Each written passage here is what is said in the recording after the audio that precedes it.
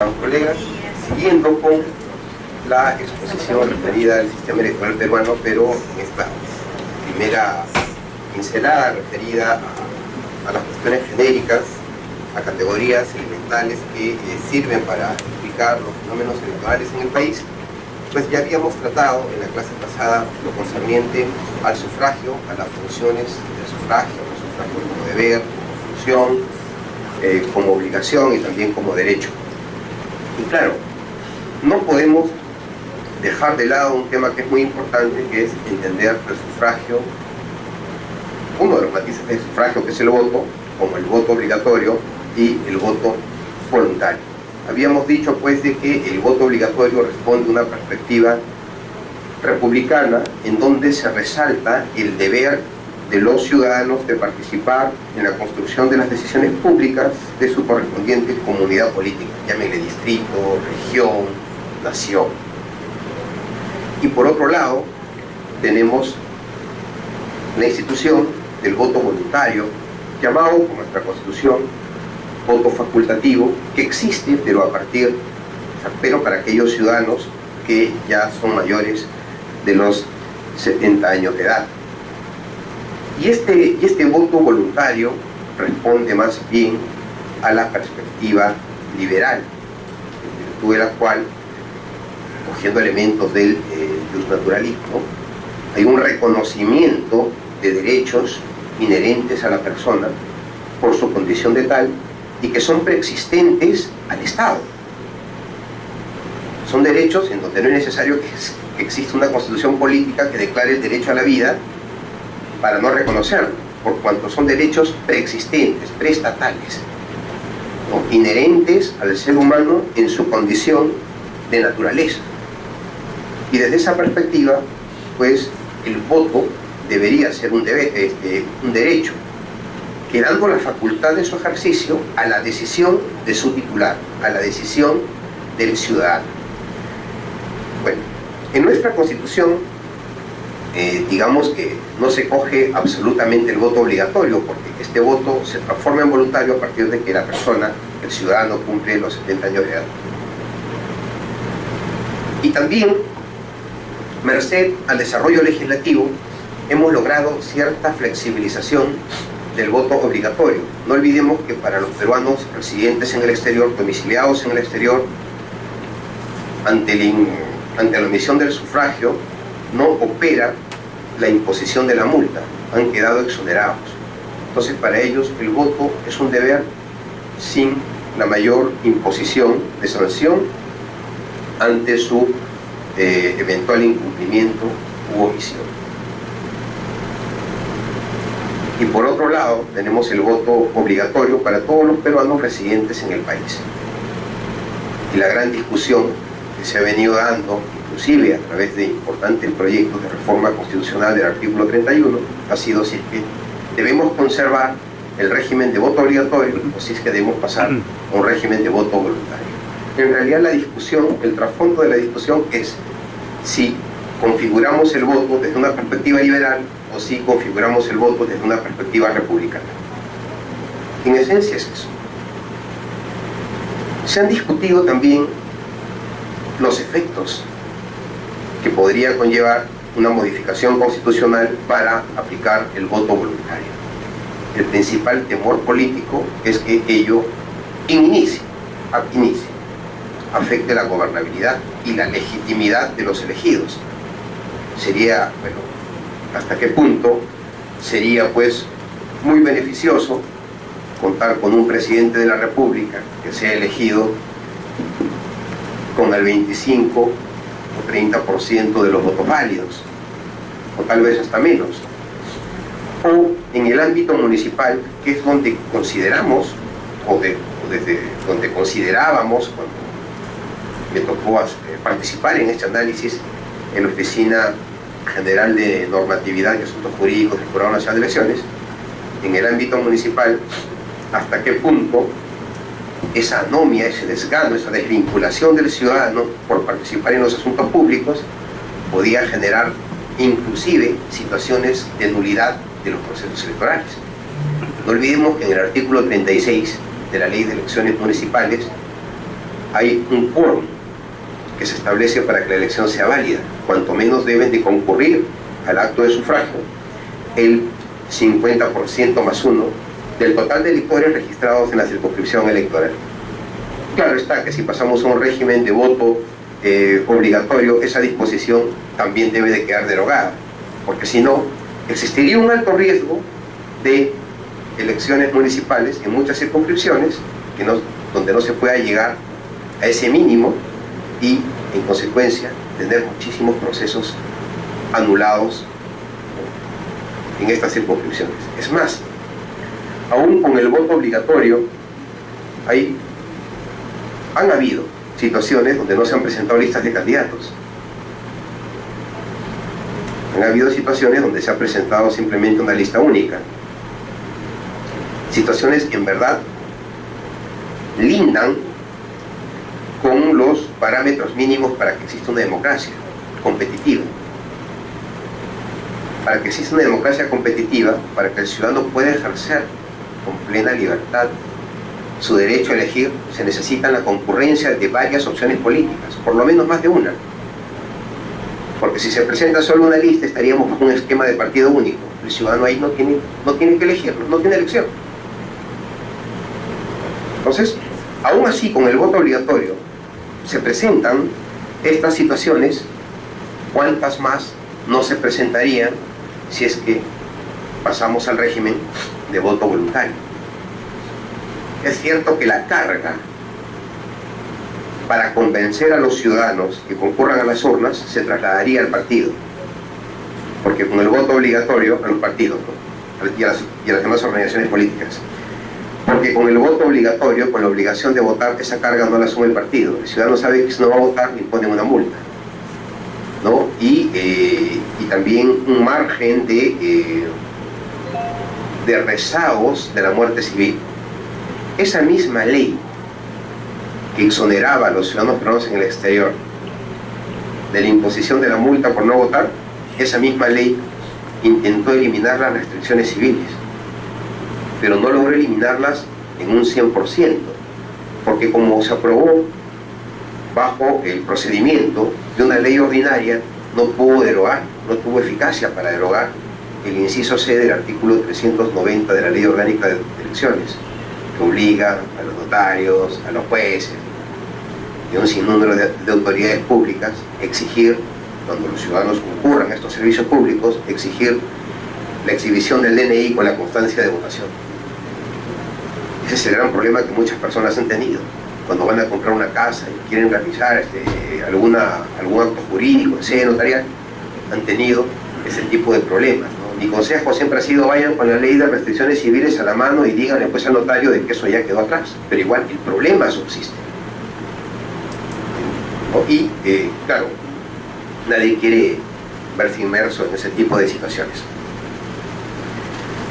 Con este gráfico, aunque está muy confuso, porque en realidad este gráfico lo he extraído de uno de los informes que se hizo en educación electoral sobre precisamente, ¿no?, la proporción del padrón electoral que registra el ausentismo en primera vuelta, veíamos cómo existen zonas en el país donde efectivamente, ¿no?, hay un ausentismo bajo el régimen del voto obligatorio, ¿no?, y que demostraría que en realidad, si pasamos a un régimen de voto voluntario, hay un alto riesgo que esas zonas que registran históricamente un alto nivel de ausentismo, pues en un régimen de voto voluntario, ese ausentismo puede ser mayor y la legitimidad de los elegidos sería muy mínima. A lo que nosotros siempre apuntamos con las mejoras, con las reformas en torno al sufragio, en torno al régimen electoral, es siempre a elevar la calidad de nuestra democracia y de nuestros procesos electorales. En clave de calidad ya hay trabajos muy importantes como los desarrollados por el profesor Leonardo Morlino. Hay toda una red que estudia esta categoría de calidad de la democracia, que digamos que es una categoría que da un paso más allá de aquel esquema de poliarquía que estudió Robert Dahl. Robert Dahl hablaba de elementos mínimos para la existencia de la democracia. Claro está, en un contexto donde las democracias competían con las dictaduras, con los autoritarismos en el mundo, y en donde la lucha era en cuántos más países se posiciona la democracia. De ese estadio al que ahora existe, con una amplia mayoría de países democráticos, la gran pregunta de los cientistas políticos es: ¿hasta qué punto una democracia está en capacidad de satisfacer las expectativas de los ciudadanos y de las personas? El Freedom House, el Latinobarómetro o la POP, que es una fuente de datos muy importante administrado por la Universidad de Vanderbilt en los Estados Unidos, demuestran pues que, por lo menos en Latinoamérica, sigue existiendo, ¿no?, ese doble juego de aceptación y no aceptación de la democracia. Y las cifras advierten la posibilidad de que inclusive de filtrarse alguna tendencia autoritaria en nuestra democracia, los ciudadanos no estarían en total desacuerdo. Es más, ni siquiera estarían dispuestos a salir a las calles a defender la democracia. Y eso en realidad es bastante complicado. Diría yo, peor aún, es grave para la estabilidad del sistema político. Entonces la gran preocupación es qué hacer para que esta democracia nos conduzca a parámetros de calidad. Esos mismos elementos mínimos que Robert Dahl señalaba: competitividad de la selección, de respeto y restricto a las libertades de expresión, de pensamiento, a la libertad de elegir un plan de vida, a la libertad de votar. Todas esas libertades políticas fundamentales en una democracia deberían optimizarse. Y cuando se optimizan, la democracia, pues, digamos, va increciendo, no solo en aceptación por parte de los ciudadanos, sino también en cuanto a posicionamiento, logros y sobre todo desarrollo material, de las condiciones materiales para la vida de quienes viven en los estados que orientan sus esfuerzos, sus políticas públicas hacia esta visión, ¿no? Nosotros en el ranking internacional, bueno, ustedes saben que en el año 2012 se hizo un primer Congreso Peruano de Estudios Electorales. Trajimos al profesor Leonardo Morlino al Perú y a toda la red latinoamericana de calidad de la democracia, y en el Congreso se formó un debate. En este Congreso Peruano de Estudios Electorales, que fue en el Hotel Sheraton, se formó un debate muy importante sobre cuál era la posición del Perú respecto a toda Latinoamérica. En realidad estamos, como se dice en el fútbol, a media tabla. El ranking de calidad de la democracia ni siquiera lo lidera México, que es el país que seguro que más recursos invierte en su democracia. El ranking lo lideran principalmente Costa Rica, Uruguay y Chile. Curiosamente Chile, ¿no?, porque Chile todavía, ¿no?, digamos, se conserva dentro de su ordenamiento jurídico muchas disposiciones en la construcción de su democracia representativa, muchas disposiciones que provienen del gobierno de Augusto Pinochet. Entonces, pareciera, en ese sentido, que el binominalismo, o sea, circunscripciones binominales que utiliza Chile para la elección del Congreso, para la elección del Senado, distritos electorales a los que solo se les asigna dos escaños, sería pues un elemento gravitante para, digamos, formar dos grandes bloques políticos y mantener el equilibrio, ¿no? Si ustedes le preguntan a los políticos chilenos, ¿cambiarías tu binominalismo por un sistema electoral de representación proporcional? Los políticos chilenos dirían: me quedo con el binominalismo, porque pareciera que ese modo de elegir, de formar la representación política, de elegir a su Congreso o a su Senado, pues resulta conveniente para ellos. Pareciera, ¿no?, hasta donde la data académica alcanza, ¿no?, todos los cientistas y quienes han abordado este tema, pues prácticamente deslizan esa idea. Entonces, este juego de mejorar la calidad de la democracia también pasa por dinamizar la política y por hacerla más racional. Es innegable que la elección para el ciudadano siempre va a tener un componente emotivo. nosotros emitimos un voto por el candidato de nuestra preferencia, pero ¿cómo definimos o determinamos esa preferencia? Hay elementos racionales, hay elementos emotivos, hay elementos muy particulares, ¿no? Inclusive, yo me acuerdo mucho cuando estaba en la universidad, en el pregrado, que muchas compañeras para el Congreso votaban por Natalia Primo o por Rafael Rey, porque, había, claro, y eso entra en política, ¿no? Son elementos subjetivos que inclusive el mismo Max Weber los ha desarrollado, ¿no? Ningún politólogo lo niega. Pero lo óptimo, ¿no?, para hacer una democracia mucho más exigente, lo que nosotros impulsamos, gracias a las leyes que también este Congreso ha dado en anteriores periodos, lo que nosotros impulsamos es que por lo menos haya un equilibrio entre la oferta electoral y las demandas o expectativas ciudadanas. Que esas consideraciones emotivas, pues si es que existen, lo sean en menor medida. Porque si votamos por cuestiones muy subjetivas, por un congresista, por un presidente, por un alcalde, por un presidente o por un consejero regional, luego no exijamos a esas personas que nos solucionen el problema, porque nunca hicimos un análisis respecto a sus capacidades y si es que objetivamente eran idóneas para el ejercicio del cargo.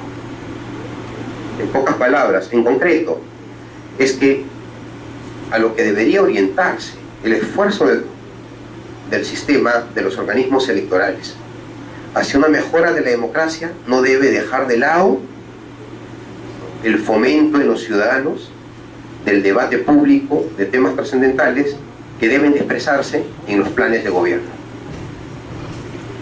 Es muy complicado porque la política está tan fraccionada que entre 12 candidaturas presidenciales, pues leer 12 planes de gobierno pues es algo muy difícil, muy difícil. Pero por lo menos en temas clave el elector podría determinar su intención de voto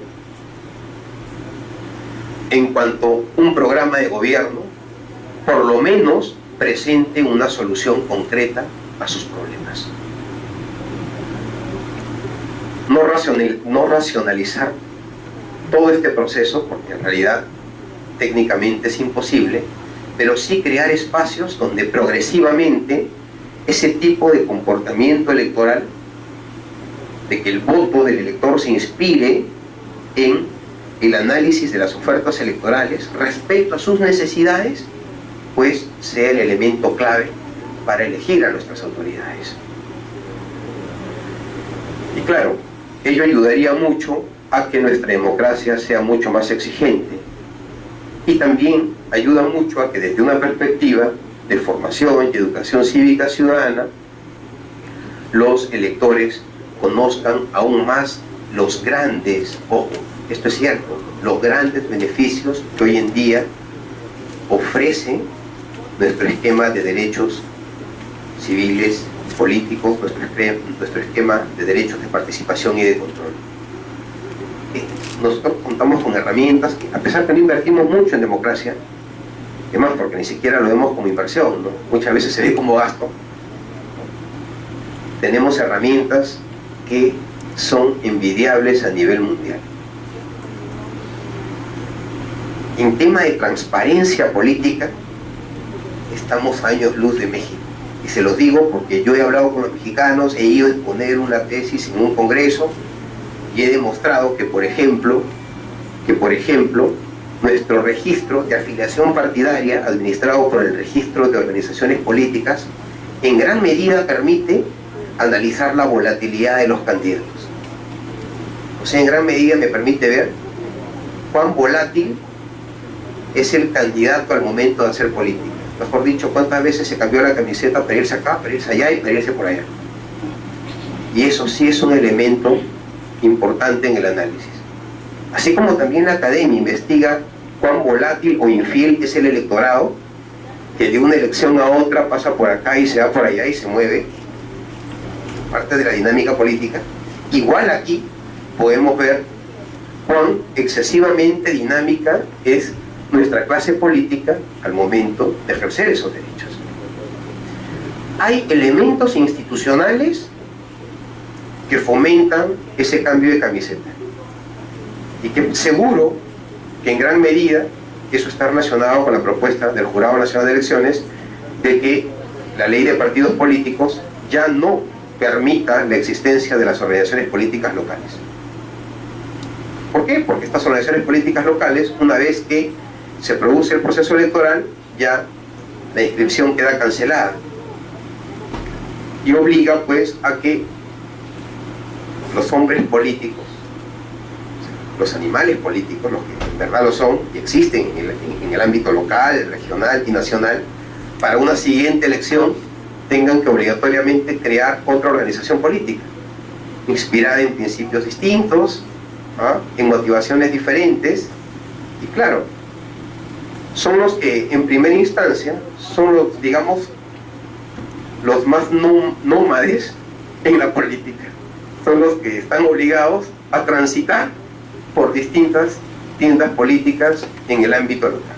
O sea, en realidad las organizaciones políticas locales en muy poco ayudan a ordenar o a reducir la volatilidad política, porque en realidad lo que se requiere es que la política, el ejercicio del derecho a elegir y ser elegido, en lo mejor posible se haga a través de organizaciones políticas estables.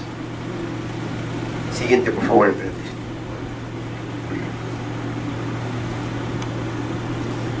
Claro, el sufragio en realidad pues es un elemento clave en el proceso electoral, ¿no? Precisamente en un esquema de democracia representativa donde se configura el sufragio, pues se tiene que armar todo este aparato que es el proceso electoral, que para muchos tiene una finalidad adjetiva, ¿no? Como cualquier procedimiento, el judicial, pero ojo, eso no es tan cierto, ¿no? Autores como Giovanni Sartori, Arendt Leibhardt, también el mismo Robert Dahl, ¿no? Dieter Nolen, para qué decirlo, ¿no? Sostienen de que si bien el proceso electoral tiene una connotación adjetiva como procedimiento, también tiene un elemento sustantivo en la conformación de la representación política. Y ellos han llegado a la conclusión por eso de que sin elecciones no hay democracia. Así como sin parlamento no hay democracia, también sin elecciones no hay democracia. Por eso es que uno de los indicadores para que un país sea reconocido como una democracia en el ámbito internacional es de que tenga elecciones continuas, elecciones periódicas. Y no solamente ello depende de cumplir con los procedimientos, ¿no? Sino también por optimizarlos. No olvidemos que también los procedimientos tienen que ajustarse a las necesidades y al cambio de los tiempos. Y a veces cuando perdemos la perspectiva y no dotamos, ¿no?, al sistema para que pueda mejorar o para que pueda cumplir mejor con sus funciones, en realidad la democracia se va deteriorando. Hasta aquí pareciera que he hablado en abstracto, pero les pongo un ejemplo muy concreto. ¿Cómo podemos fiscalizar el cumplimiento de la ley cuando a través de las nuevas tecnologías es fácil burlar la ley? Y sigue con el mismo presupuesto de años anteriores. La democracia así no puede mejorar. Y la ley se burla muy fácilmente, ¿no? En el ámbito de publicación de encuestas, en el ámbito de la propaganda electoral. O sea, de ahí que es necesario volver a estudiar el tema y hacer el replanteamiento correspondiente. Por eso es que la oportunidad de discutir el Código Electoral y el Código Procesal Electoral desde esta perspectiva parecía algo muy interesante, ¿no? Pero también hay coyunturas y hay momentos donde esto puede hacerse.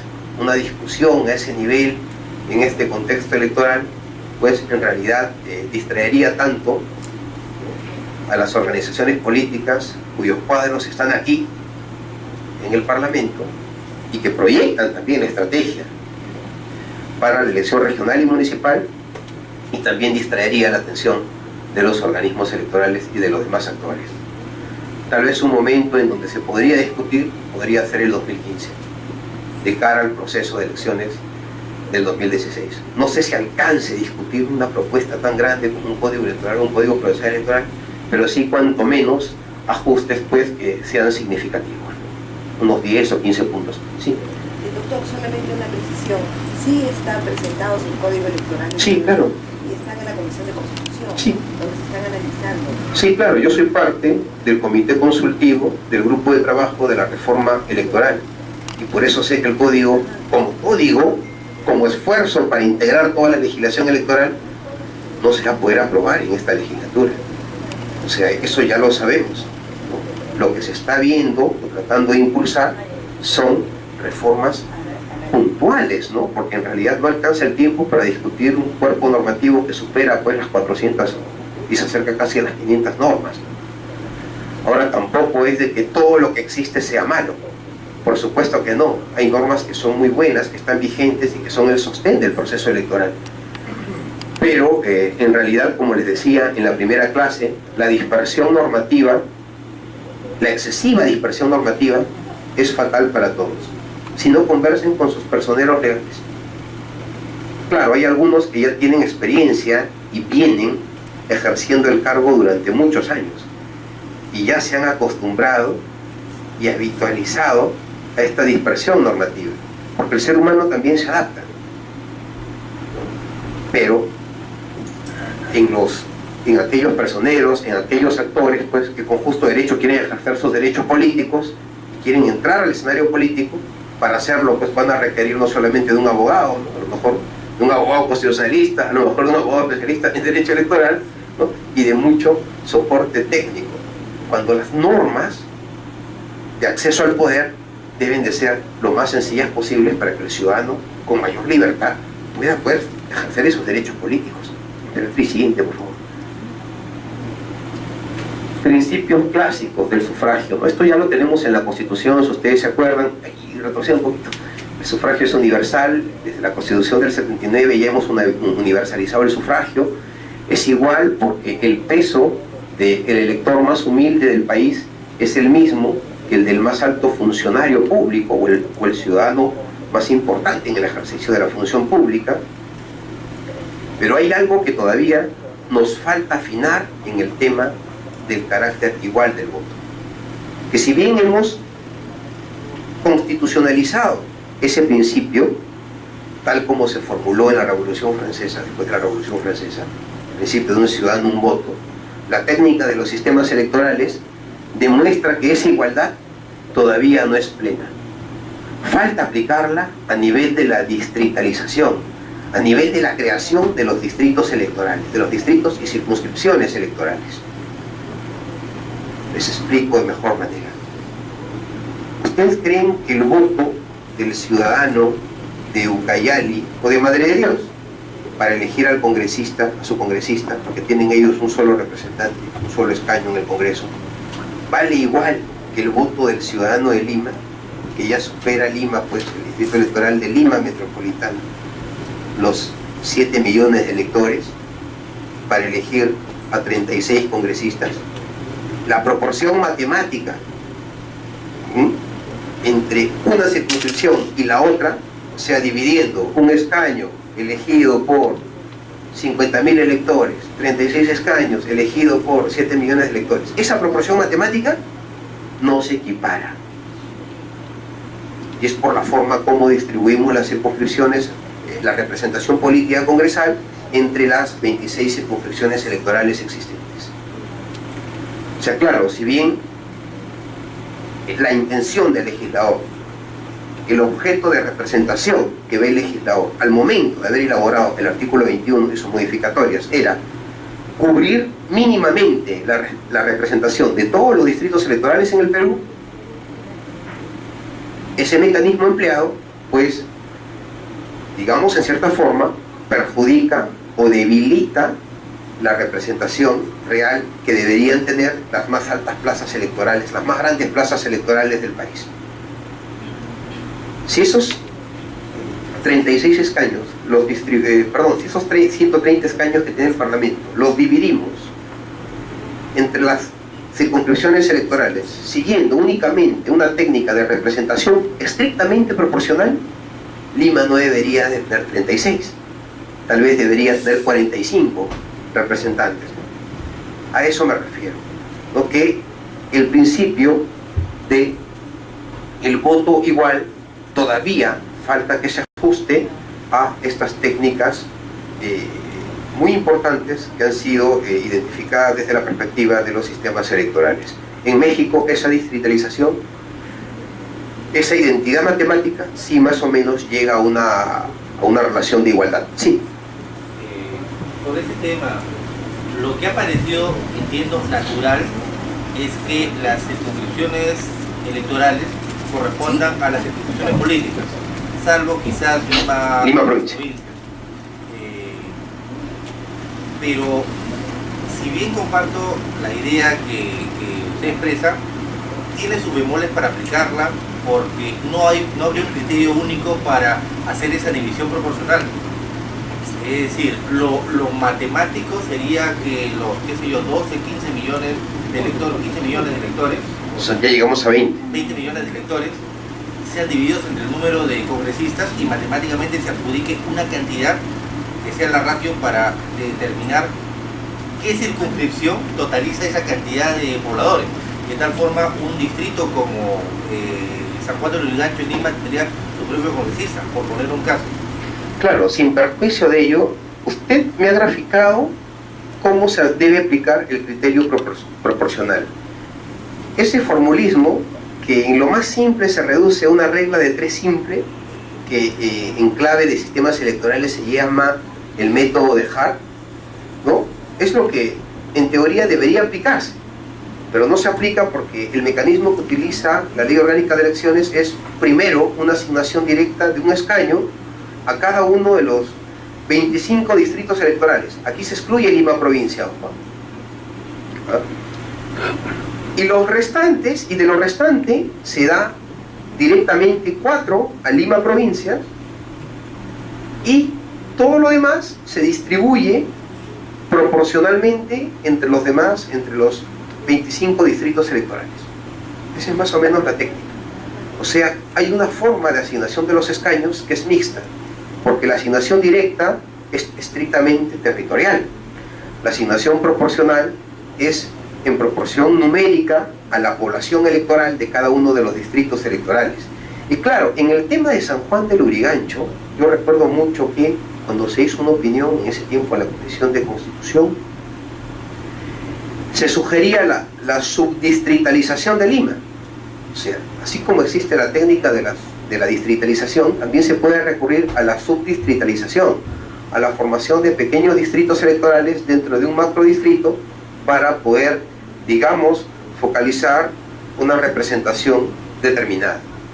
Ello, o sea, no es excluyente respecto del procedimiento de distribución proporcional entre los departamentos. Precisamente, cuando estudiamos el caso mexicano, yo veía, México tiene en la Cámara de Diputados 500 parlamentarios, 200 se eligen en 4 grandes distritos electorales, macro circunscripciones. Se divide el territorio mexicano en 4 grandes circunscripciones y 200 se eligen a través de ellas por lista cerrada y bloqueada, y los 300 restantes se eligen en distritos uninominales. Pero ¿cómo ellos asignan la cantidad de distritos uninominales a cada una de las 32 entidades federales? Lo hacen a través de la técnica de una técnica proporcional, ¿no? Que también es el método de Hart. Pero a diferencia de nosotros, ellos no utilizan el criterio de población electoral, sino de población. Entonces ahí consideran a los infantes, a los mayores, inclusive a todos los que no están dentro del registro de electores. Pero es una técnica interesante. ¿Por qué? Porque siguen un procedimiento donde la ratio de una entidad federal a otra es prácticamente, es muy similar. No es lo mismo porque matemáticamente nunca va a dar la misma cantidad, pero la diferencia en cuanto al peso del voto del elector, sí, evidentemente es mínima, es mínima. Solamente una acotación, disculpen. Pero de todos modos, el diseño de las instituciones correspondería al Congreso, ¿no es cierto? Efectivamente. Y lo pregunto porque de todos modos no sería tan técnico, porque sabemos que hay fenómenos como, no sé cómo la traducción. Gerrymandering. Exacto. Gerrymandering. Ajá. La salamandra política. La salamandra política, sí. Construir circunscripciones para que determinada agrupación X, Y o Z tenga una ventaja sobre las demás. Es cierto, pero ese riesgo del gerrymandering más se aplica en contextos donde se usan las circunscripciones uninominales, ¿no? O sea, yo no estoy, digamos, criticando la técnica de nuestra ley orgánica de elecciones. Lo que estoy simplemente diciendo es de que la técnica que se aplica, ¿no? Digamos, necesita algunos ajustes para poder llegar a este principio de igualdad del voto. O sea, si seguimos un criterio objetivo, evidentemente es muy difícil formar un gerrymandering. Es muy complicado, ¿no? Porque, como le digo, ¿no? El caso de Mr. Jerry en Boston, cuando quiso, digamos, formar un distrito electoral, para garantizar ser elegido, pues requiere de una discriminación de zonas urbanas y rurales. O en todo caso, en la situación peruana, por lo menos de distinguir tus bastiones electorales. Y en verdad, si en el momento en que se discute la ley, un partido es capaz de identificar su bastión electoral y por ahí darle un par de escaños a su bastión electoral, las condiciones fácticas y políticas en cada distrito electoral en el Perú son muy variables. Si no, preguntémosle, hagámosle la pregunta al doctor Alejandro Toledo, ¿no? ¿Cómo entró en el proceso electoral del año 2011 en la intención de voto y cómo salió? O sea, es parte también de nuestra volatilidad del electorado. O sea, no estamos en condiciones de que, por más que tratemos de forzar la construcción de las circunscripciones electorales, no estamos en condiciones de garantizar que los efectos, que vamos a tener efectos favorables al momento de la elección. Es un alto riesgo, ¿no? O sea, en realidad se podría hacer, pero ningún partido estaría en condiciones de garantizar que va a ser, o sea, que va a ser realmente el beneficiario con esa técnica. Hay que tener, salvo que se trate de un distrito histórico, ¿no? O sea, que históricamente ha demostrado una fidelidad a un partido, pero hoy en día ni siquiera la libertad pues se encuentra dentro de ese esquema, ¿no?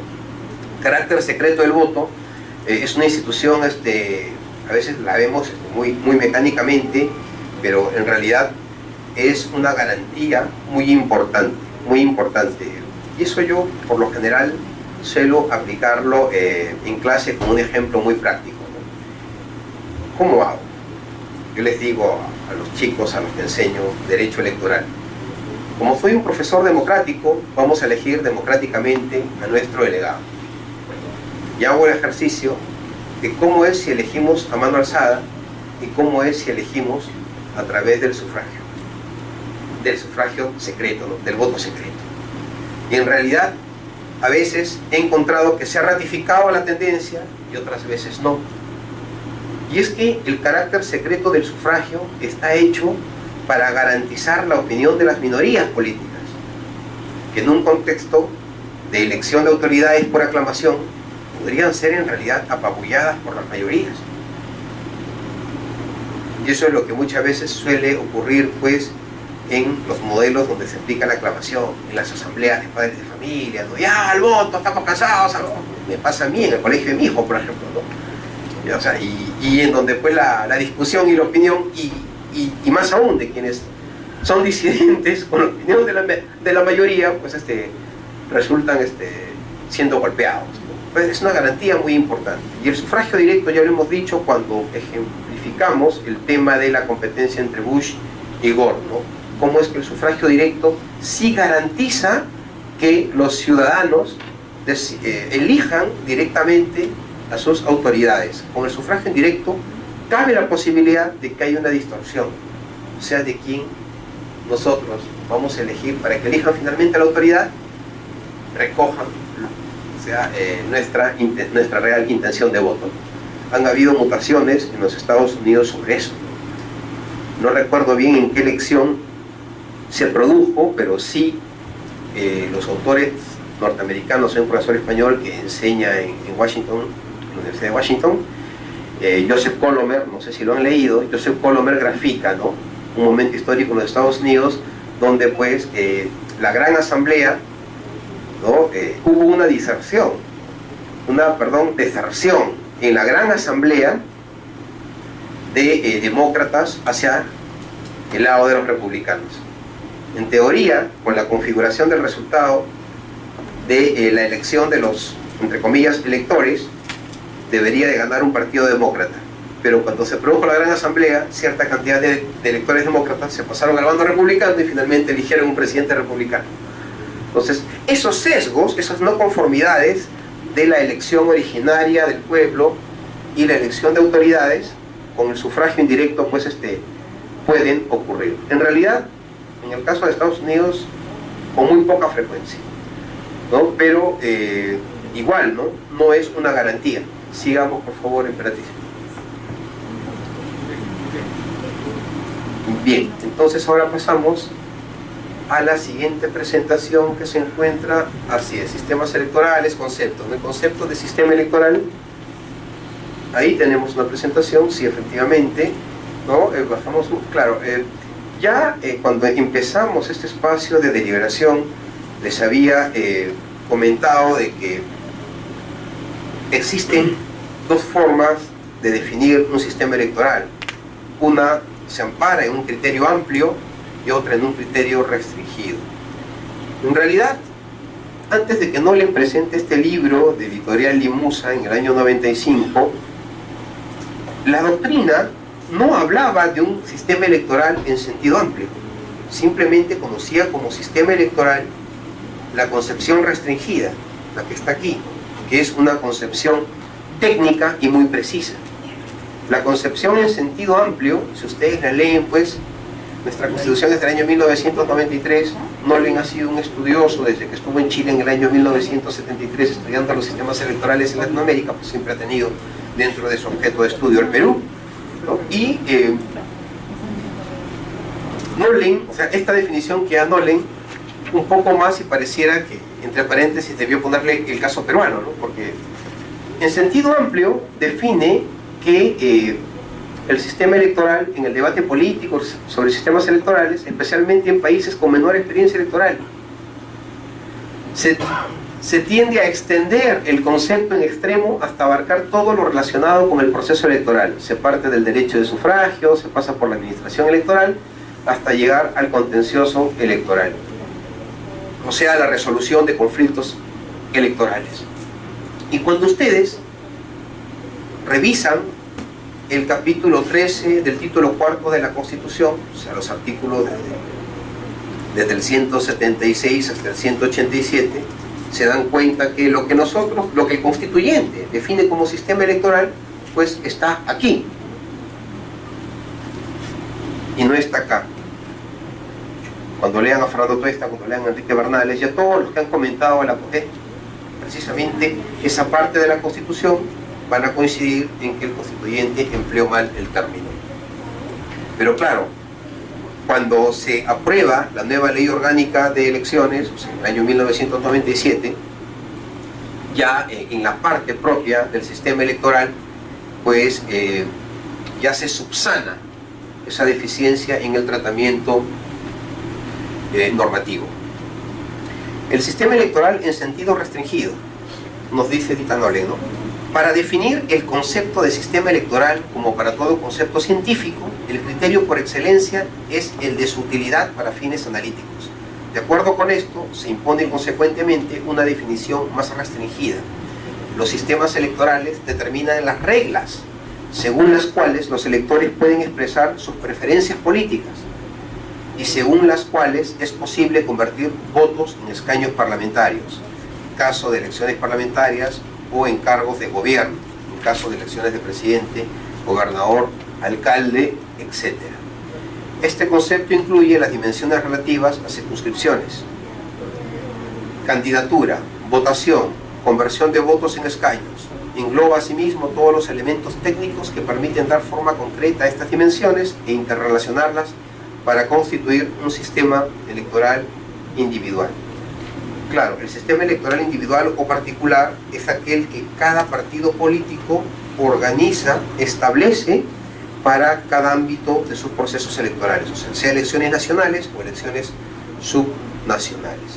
Pero en realidad el sistema electoral es parte de ese conjunto de reglas impuestas por el derecho electoral, pero que tienen estas características.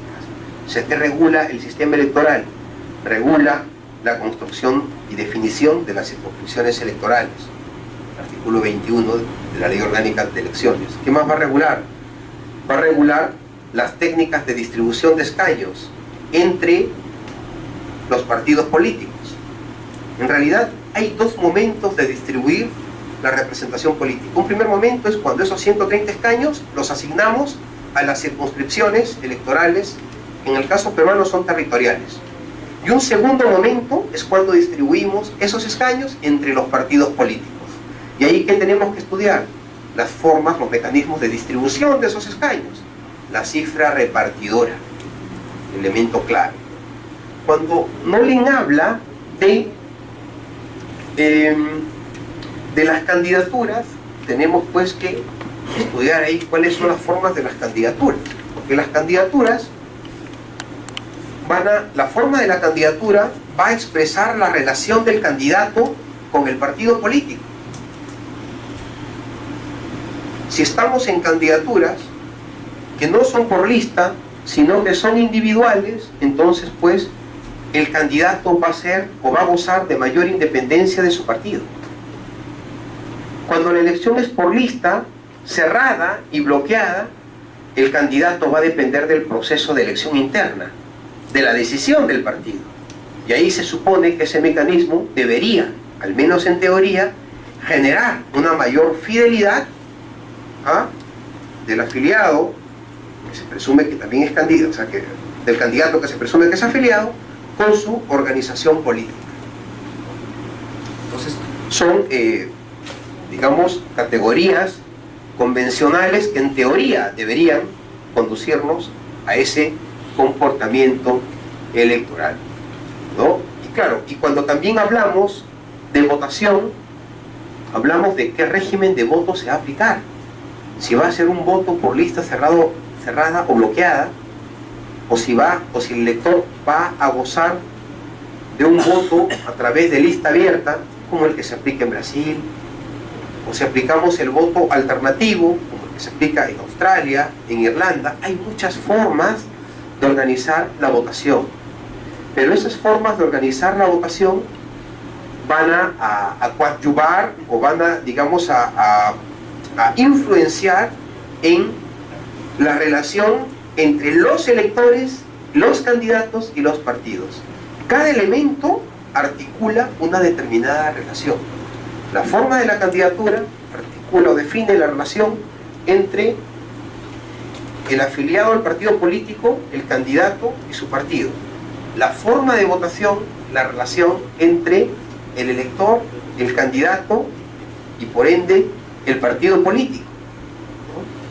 La fórmula electoral,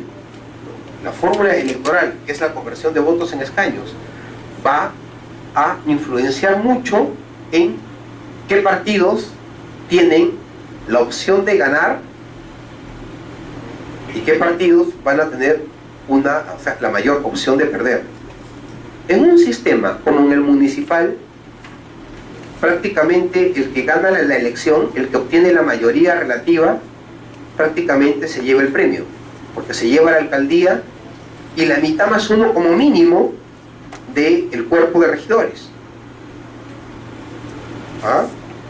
Pero en una elección congresal ello no va a ser así.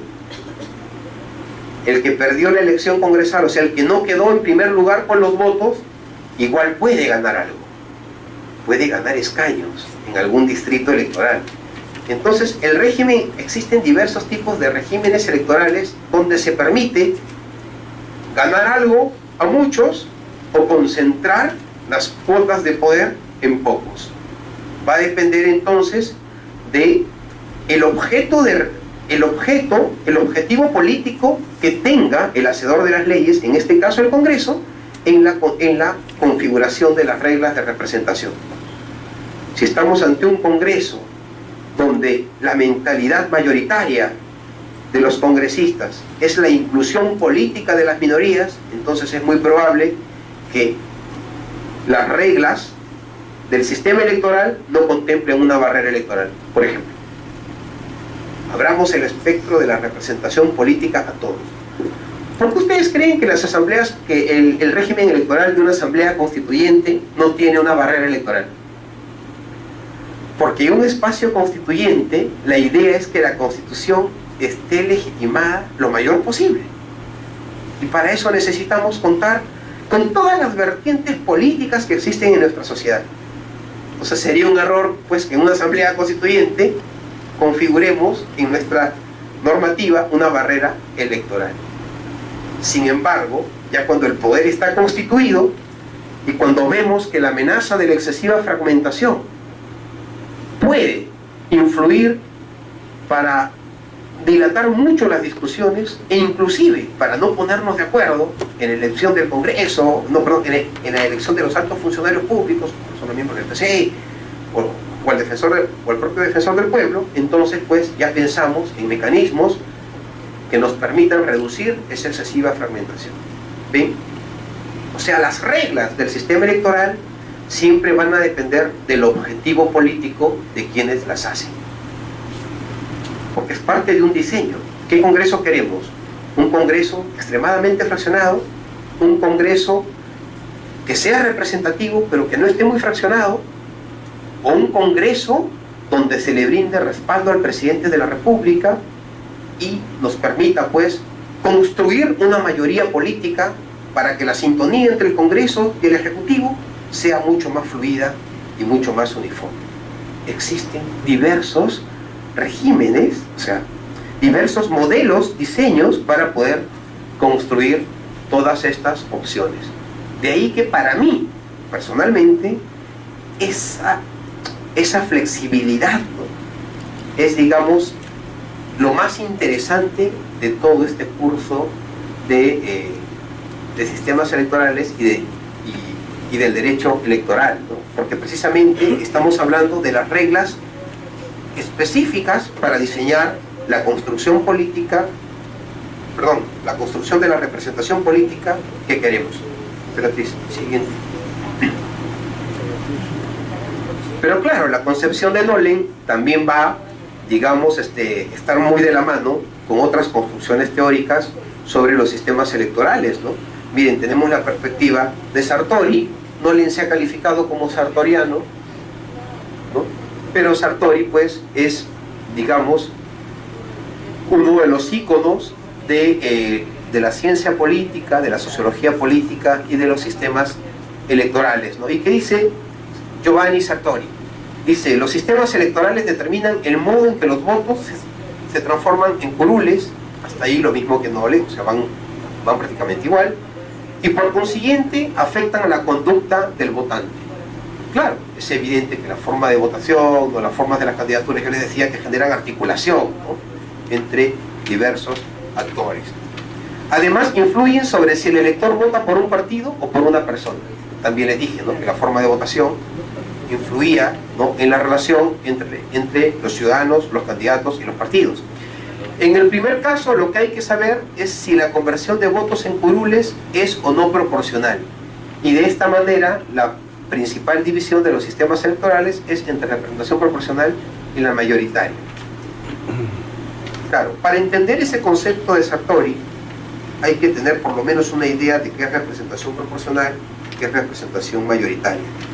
Empecemos por lo más fácil. Representación mayoritaria es aquel sistema de reglas que esté encaminado a construir una mayoría. Ejemplo, el gobierno municipal, el gobierno local. Ustedes con un solo voto eligen al mismo tiempo al alcalde y al cuerpo de regidores, al ejecutivo y al poder normativo y fiscalizador. Con un solo voto. ¿Ah? Y claro, cuando se cuentan los votos, el diseño, la construcción, la organización de esos elementos del sistema electoral, ¿qué nos trae como correlato? a un ganador, y ese ganador se lleva el 70 y 80% del premio. Y el remanente que se lo distribuye a los perdedores aplicando la cifra repartidora. Más o menos esa es la idea. O sea, ahí las reglas del sistema electoral tienen por propósito político construir una mayoría de gobierno. En el caso del sistema electoral proporcional, esa no es la intención, sino que por el contrario, la intención es que la representación se construya en función a los resultados de la elección. O sea, que la representación refleje fielmente a las fuerzas políticas al interior del Parlamento. O sea, ¿se podrá construir una mayoría? Por supuesto que sí, pero va a ser hartamente complicada, ¿no? Por lo menos para que un partido bajo este esquema proporcional obtenga la mayoría del Parlamento, necesitará tener por lo menos el 50 para arriba, el 50% para arriba de los votos válidos a nivel nacional. O vale decir, mejor, ¿no?, el 50% para arriba en aquellos distritos electorales donde pueda pues obtener una cantidad de escaños equivalente a 66 por lo menos, ¿no?, a 66 congresistas que se requiere para tener una mayoría absoluta en el Parlamento. Es mucho más complicado. ¿Por qué? Porque cuando el constituyente o el legislador ordinario, construye un sistema electoral proporcional, la prioridad es que el Congreso o el colegiado político que sea refleje fielmente la estructura del electorado.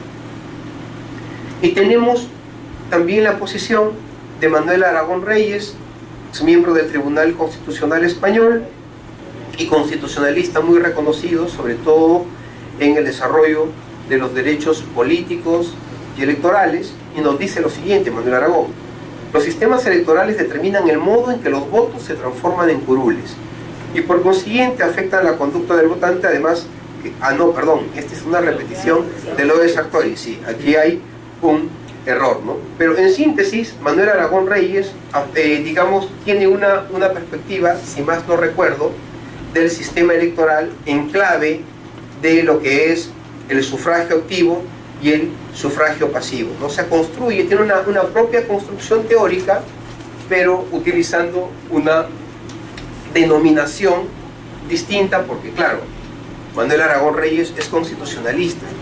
Desde otra rama de la ciencia, él intenta incorporar un concepto de sistema electoral, pero definido en torno al sufragio activo y pasivo.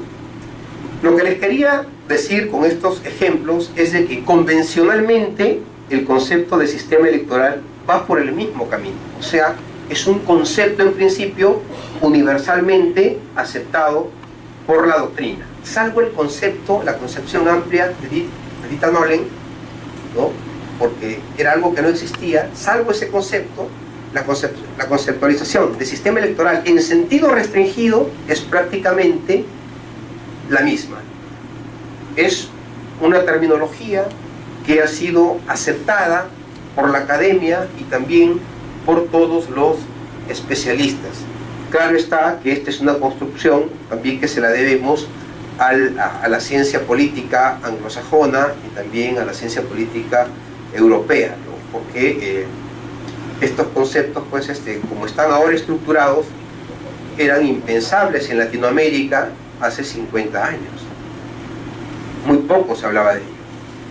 Yo en mi tesis pude trabajar, en la tesis de maestría, gracias a esa investigación pude conocer aún más cómo la literatura en el Perú, pues, se había preocupado mucho por el estudio de los sistemas electorales, ¿no? Y había pues un profesor universitario que se apellidaba Ramírez Gastón, cuya tesis fue en defensa del sistema electoral proporcional, en un contexto, prácticamente por el tiempo de leía, en el que la construcción política del Parlamento era de carácter provincial y se hacía en distritos pues uninominales. O sea, es como defender lo que no existe y marchar a contracorriente, o sea, en contra de los intereses de las fuerzas políticas que defendían esa forma de elección de las autoridades. Y miren la representación proporcional cuando queda ya plenamente constituida en la elección de la Asamblea Constituyente del año 1978. Y para adelante va a quedar plasmada en nuestra normativa. Pero ahora pareciera que no muchos están convencidos con la representación proporcional. Hay posiciones como la de Jaime Artaus, como el profesor decano de la Facultad de Derecho de la UPC, es el doctor José Luis Ardóñez de Taboada, el mismo ex oficial mayor, ¿no? José Eliche Navarro, me he escuchado en distintos foros, ¿no?, defender una representación forjada a través de la aplicación de distritos uninominales, ¿no?, que sería pues un modelo muy parecido a cómo hace muchos años elegíamos nosotros a nuestros representantes. Sí. Hay variantes intermedias. Claro. Recuerdo haber escuchado a Lourdes Flores cuando fue congresista en 97-98 defender un modelo en que de los 120 congresistas, 60 se elegían de manera proporcional y 60 de manera confeccionando distritos uninominales. Fue una posición solitaria, ella incluso se alejó de lo que estableció por su partido y obviamente triunfó la vertiente que está en el actual modelo. Pero sí me acuerdo porque me llamó mucho la atención ese modelo, incluso gente ideológicamente afín la rebatía diciéndole que era esos distritos uninominales inconstitucional. Pero además de eso era retornar históricamente a los cacicazgos de los años 20. Claro, claro, ¿no? Es más, ahora que me acuerdo, esa tesis también escuché a Guido Lombardi y a Hernando de Soto, cuando fueron a la Universidad Nacional Mayor de San Marcos, en pleno debate del CCD, a sustentar esa forma, ese modelo de representación política. Claro, creo yo que en realidad el constituyente en el artículo 187 nos ha puesto en cierta forma una camisa de fuerza, porque este artículo 187 señala que en elecciones pluripersonales habrá representación proporcional conforme a la ley. Y representación proporcional teóricamente implica guardar identidad entre el reflejo del electorado, o sea, el resultado de la elección y la conformación del cuerpo político. Entonces, como quiera que sea, algunas construcciones que se alejen de ese concepto podrían ser tildadas de inconstitucionales, ¿no? Pero también soy consciente de que la realidad, ¿no?, exige hoy en día que la forma actual de representación proporcional sea pues reexaminada. Sí. Sí, casualmente hay unas observaciones que se plantean. Por ejemplo, es el modelo francés, donde las elecciones tanto presidenciales como del Parlamento son apenas distintas, a modo de generar cierta independencia en cada uno de esos dos poderes, ¿no? Ese es uno. Dos, el actual sistema no expresa completamente la voluntad del electorado. ¿En qué sentido? De que en los distritos electorales, muchas veces para el Congreso, un candidato que está ahí, que va desde una lista de un partido que no pasa a la valla electoral, por más votación que obtenga, no va a llegar al Congreso. Ese es el caso de Ucayali, por ejemplo, que un candidato triplicó el número de votos que los otros candidatos, sin embargo no llegó al Congreso. En el equipo también hubo uno. Así es. Sí. Y el otro tema está el transfugismo, de que la población puede expresar su voluntad, pero ya se trastoca esa voluntad dentro del propio Congreso, con la conformación de nuevas agrupaciones, las disoluciones de las agrupaciones que llegan, y eso ya no expresa tampoco la voluntad electoral. Sí, es bastante cierto lo que te dice, ¿no? Y más aún en el tema del transfugismo, de la simultaneidad de las elecciones. El gran dilema que se plantea Sartori en ese libro que les puse de Ingeniería Constitucional Comparada es si las elecciones deben ser simultáneas o si deben ser escalonadas o en fechas diferentes. El Ecuador utilizaba, por ejemplo, la segunda vuelta electoral presidencial para elegir a su Congreso. Entonces, pues, digamos que esa simultaneidad en segunda vuelta iba a generar un arrastre mayor, pero a favor de las dos fuerzas políticas que iban a la segunda vuelta. y ahí era clarísimo pues de que ese modelo no favorecía tanto la proporcionalidad, al menos en el plano fáctico, ¿no? Porque en el formal, o sea, todos igual iban a participar, ¿no? Todas las fuerzas políticas, ¿no? que integraban ese espectro. También aquí tuvimos un proyecto de ley de la célula parlamentaria priista en ese sentido, ¿no? De que la elección congresal pues sea simultánea a la segunda vuelta.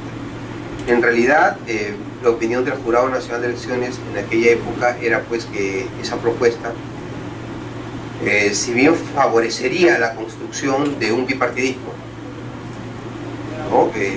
Traía como contra, ¿no? Digamos, el menoscabo del principio de representación proporcional, porque es lo que manda la Constitución.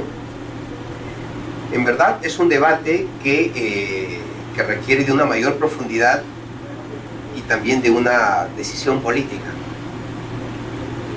Decisión política que es muy difícil de construir en un Congreso que en verdad nace de un sistema electoral proporcional.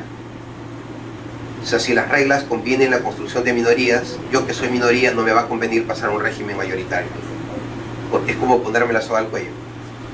Es lo que digamos, faltó observar en quienes hicieron la ley de la barrera electoral.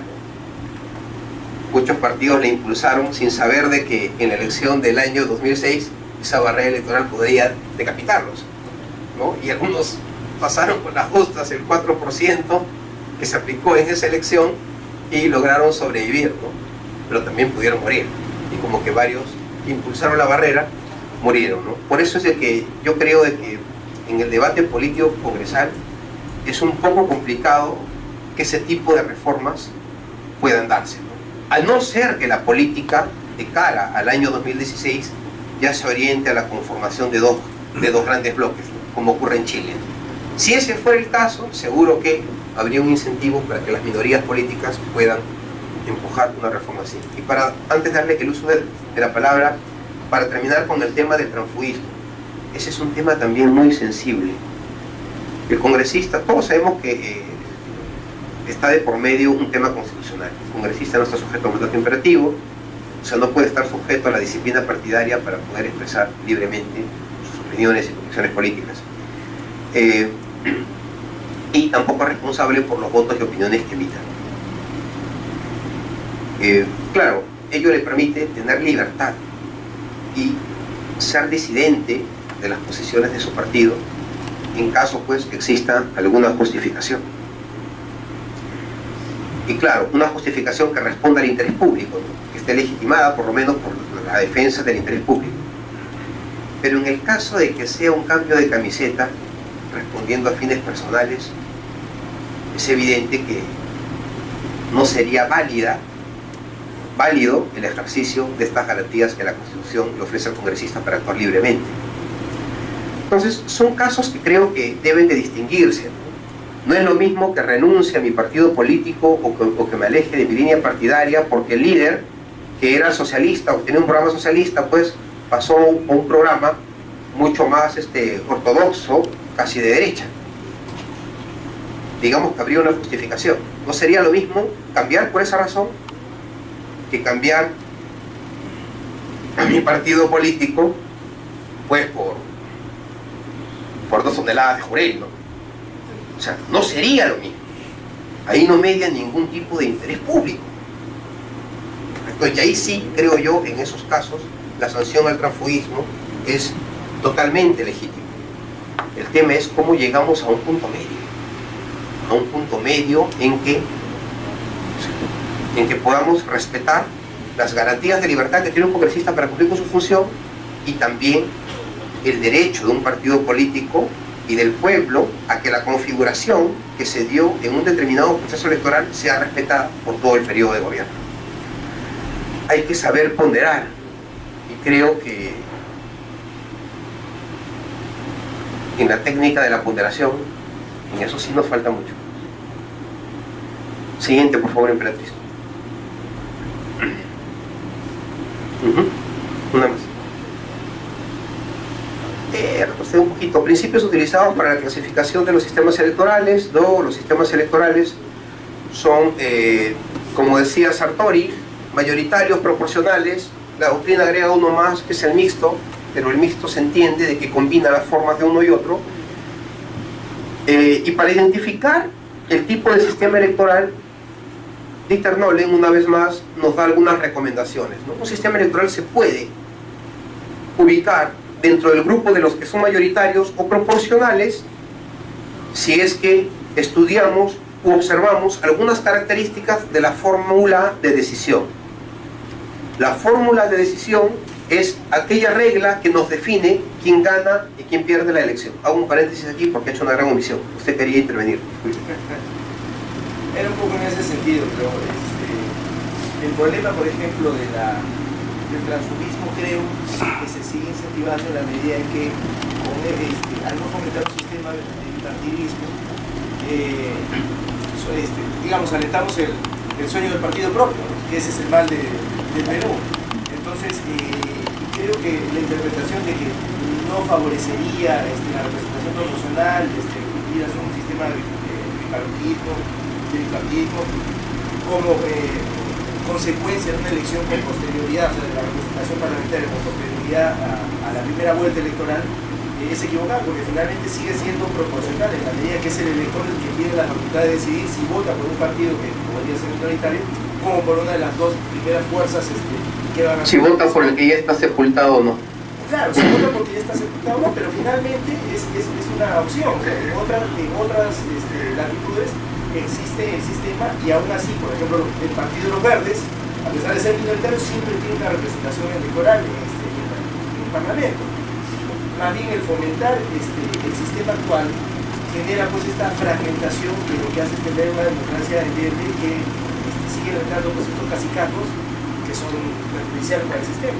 Ojo, está bien, excelente intervención. Pero ojo, quiero hacer un deslinde, que no se entienda que yo soy defensor del sistema electoral más mayoritario o proporcional. Lo que he dicho es de que la Constitución, en el artículo 187, pues en realidad obliga al legislador a que pues construya un régimen, ¿no?, electoral basado en el sistema electoral proporcional. Bien. Lo otro es de que tal vez yo esté muy influenciado en algunas teorías, ¿no? Bueno, es parte de la formación que he recibido, ¿no?, en torno a la función del voto. El voto, a través del voto el ciudadano premia o castiga a una determinada organización política. Y también, al menos en torno a los estudios que he podido analizar, el voto también tiene una carga, o sea, mejor dicho, dentro de la carga emotiva que tiene el ciudadano para emitir un voto, es de que el ciudadano nunca quiere votar por un perdedor. O sea, es algo que está estudiado y demostrado, ¿no? Por eso creo yo que hubo cierto temor de la gran mayoría de partidos que cuando se discutió esta propuesta presentada por la célula parlamentaria aprista en el Congreso pasado, pues hubieron grandes reticencias. Claro, la opinión del jurado no fue ni sí ni no, ¿no? Simplemente hizo ver al Congreso los pros y los contras. Y también, claro, si todo lo que es innegable no se puede dejar de citar, que es lo que dice la Constitución, ¿no? Porque en la estructura normativa la Constitución preside todo el sistema normativo. Y supongo, creo yo, que la reticencia de los partidos a aprobar esta propuesta radicaba principalmente en que todos conocen de que la tendencia, al menos mayoritaria, en el comportamiento electoral de los ciudadanos es de que muy pocos votan a perdedor. Y en una segunda vuelta prácticamente ya se define quiénes pueden ser los ganadores. A lo que me refería era de que es evidente que el arrastre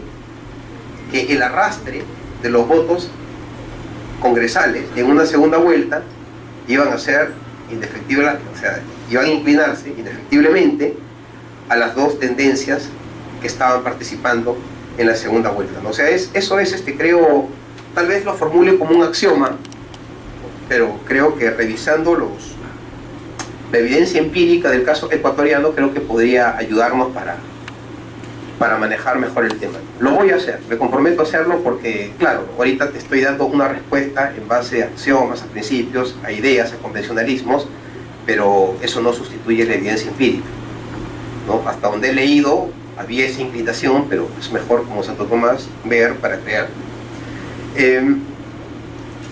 Y claro, ¿no? En realidad el tema del arrastre siempre va a depender de la simultaneidad de las elecciones. Y es porque en realidad el ciudadano, el elector, siempre va a distinguir entre la oferta electoral más importante, entre ilustrarme de lo que ofrecen los congresistas, a lo que presenta la lista presidencial, la fórmula presidencial. Es evidente que más me va a interesar lo que diga el candidato presidencial que lo que diga mi candidato al Congreso. Entonces el elector va a priorizar. Y como el voto termina siendo expresión de confianza, por una cuestión lógica de simplificación, seguro que va, por razón de facilidad, va a dar su voto para el Congreso al mismo partido que le está dando el voto para la presidencia de la República, ¿no? O sea, creo que un mecanismo más eficaz para, digamos, atenuar los efectos del arrastre es separar el calendario de las dos elecciones. Ahora, esa es una cara de la moneda, ¿no? La otra cara respecto a este tema de la construcción de la representación es preguntarnos si es que vale o no, si es que es útil o no seguir manteniendo la fórmula del artículo 187 de la Constitución Política.